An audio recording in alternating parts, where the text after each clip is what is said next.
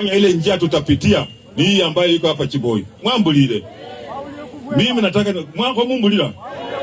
Ezo mwana wengine Zimbabwe hata.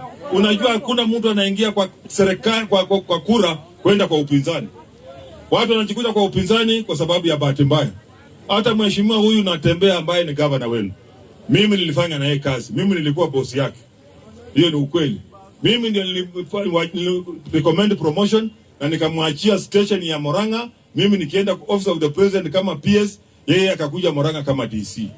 Akaenda DAP Kenya, baba wala bado bachako brana ndio Raila Odinga baba rata kumunyaka paka chini malo. No mwene yule mama alikuwa anasimamia hiyo.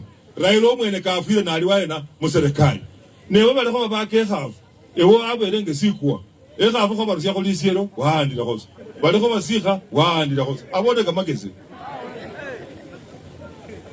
Ndome jiro moita ne mai wocha mutinga luko balwa khalihe no sukhuma khuluko wali ndetinga ulisesi echanga usano bana njalehe balia na wasukhumile ona lundo khobisenda apa kama kesi kalimo bure kabisa.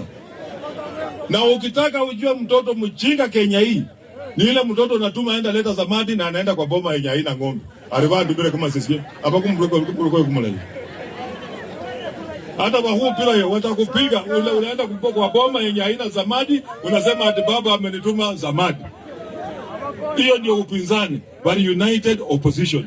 Kemba bole bandu wewe. Mimi sisi hatuna chuki. Sisi Waluhya pia tunataka kuwa rais. That is true, tunataka kuwa rais. Hiyo ni ukweli. Tunataka kuwa rais lakini lazima tujipange. So wewe Hassan Oro ndaba president ita. Lazima ujipange kama unapewa pesa ndio ufanye campaign. Utakuwa president siku gani? Okunye nyende wako lori ni warusia wakifuakala sana ataka kama kine endeleza huko nyeita. Sisi tunaambia kijana yetu wacha hii united opposition. Kemba bole mimi nimekuwa hapa kwa siasa, wacha watuambie presidential candidate yao ni nani. Hapo sasa ndio mtajua sakalika ndio watuambie presidential candidate yao ni nani na Muluhya yako kwa nafasi gani.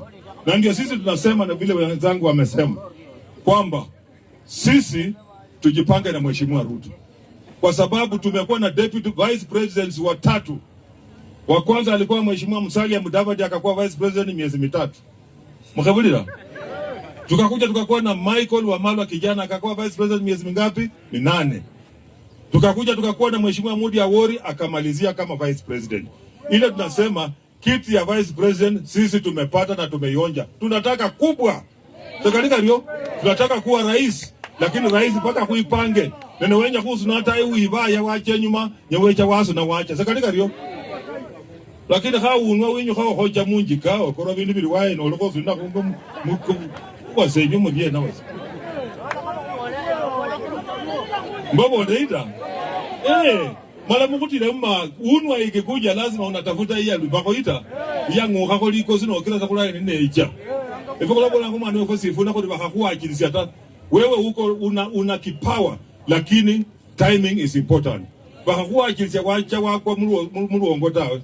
Wanakusukuma balienda namna hiyo lakini watakuachilia uanguke huko chini.